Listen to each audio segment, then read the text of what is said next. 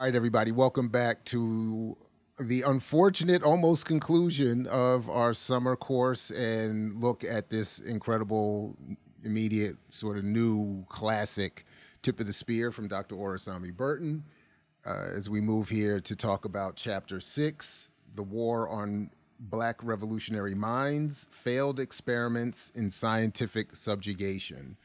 But before we get to that, I thought I keep talking about it and making reference to it, and I know we don't have time to get into it for the purposes of this particular class, but I at least wanted to give one sort of concrete example in as to why I continue to say that Dr. Burton's book is, for me as a communication studies scholar, in addition to black studies, but just and all the other fields, anthropology obviously, and others that this book is in sociology, and others that the fields are relevant, that this book is relevant to.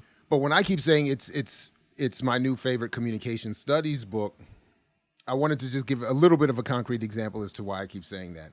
And so I went back to one of, and maybe is now number two, no disrespect to Chris Simpson, the amazing, please check imixwhatilike.org if you want to learn more about him, an amazing media studies scholar, retired not too long ago at American University. But his book here, Science of Coercion, Communication Research and Psychological Warfare, 1945 to 1960, has been one of my favorite books in terms of communication studies and maybe beyond for a really long time. And still is. So I thought I would go back to it to come up with it to sort of show in one way why I think Dr. Burton's book has been so amazing as a contribution to this research. And as you saw in the title, Communication Research and Psychological Warfare, this has a lot to do with what Dr. Burton has been talking about in his work.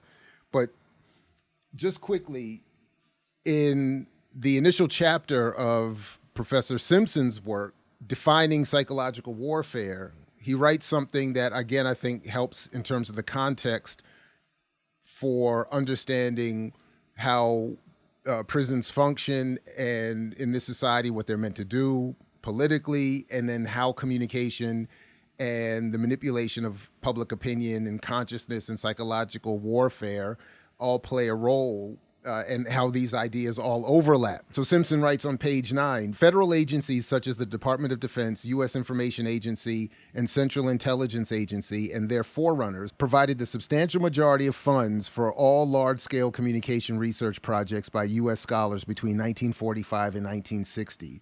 Despite the heavy secrecy that still surrounds some aspects of U.S. psychological warfare, it is clear that the federal government spent as much as $1 billion annually on the activities during the early 1950s.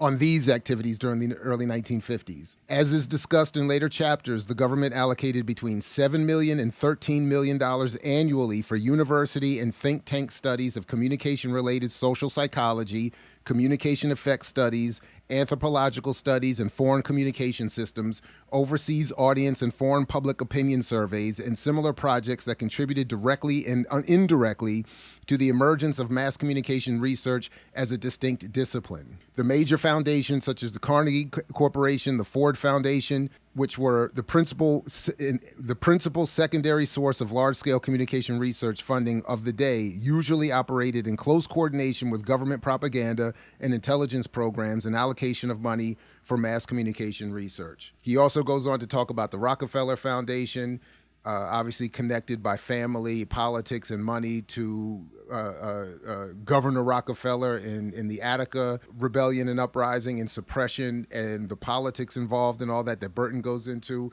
So there's just a little bit of an example of an overlap there. The book concludes, that is, Simpson's book concludes with a chapter, The Legacy of Psychological Warfare, by, I think, in many ways, setting the table for research that a few decades later, Dr. Burton would serendipitously, inadvertently, obviously there's no conscious connection here, pick up and end up doing. So Simpson ends by saying, discussion of psychological warfare remains controversial because re-examination of its records leads in short order to a heretical conclusion The role of the United States in world affairs during our lifetimes has often been rapacious, destructive, tolerant of genocide, and willing to sacrifice countless people in the pursuit of a chimera of security that has grown ever more remote. Rethinking psychological warfare's role in communication studies, in turn, requires reconsideration of where contemporary Western ideology comes from, whose interests it serves, and the role that social scientists play in its propagation.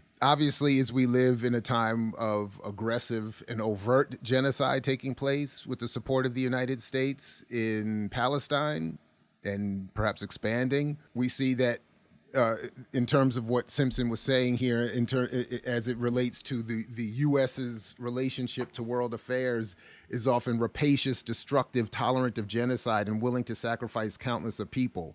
And when Simpson says that this is all done in pursuit of a chimera of security that has grown ever remote, what he's talking about is this pursuit of a fantasy, as I'm looking up the word here again, an unrealizable dream of security. There is no real security in a world where so much hostility, exploitation, settler colonialism, capitalism, warfare is at the foundation.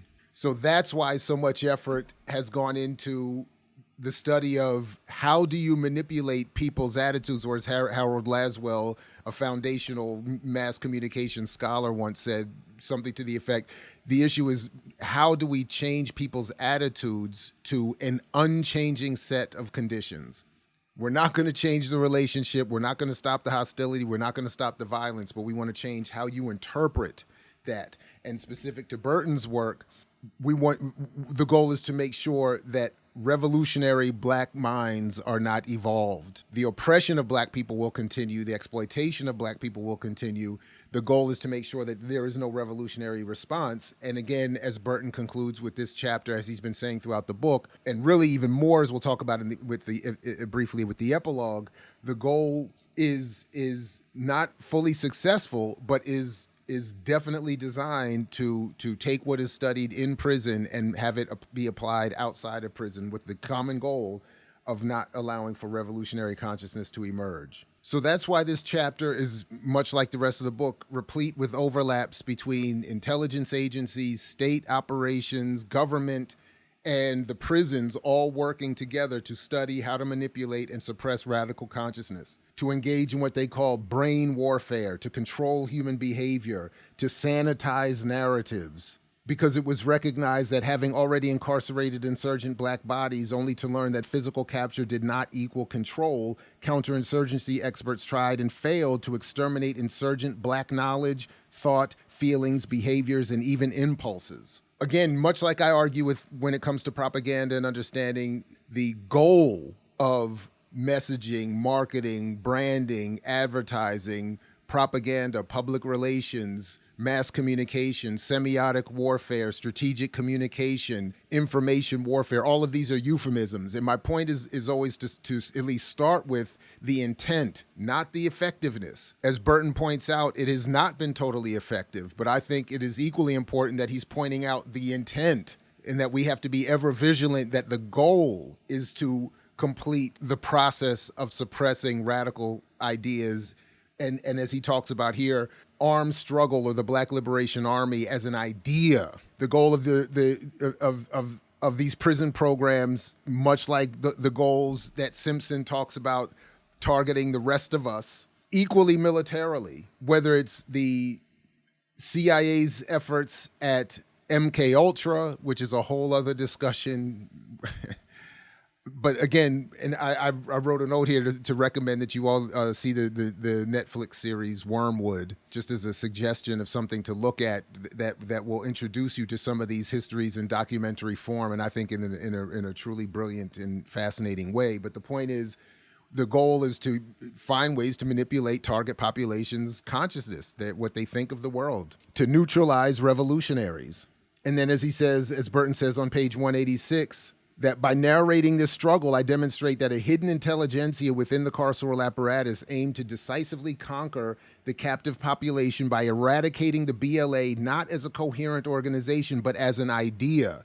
And then it goes back to what George Creel said back in the early 20th century. And when asked, how did you use propaganda to convince young white men to go fight in World War I, George Creel said that we conquered their convictions. So when Burton says that this apparatus was aimed decisively at to conquer the captive population by eradicating the BLA, not as a coherent organization, but as an idea, it's very much the same, I think, very much part of the same process that Creel was describing. You conquer people's convictions, and then you don't have to worry about them picking up a gun against you.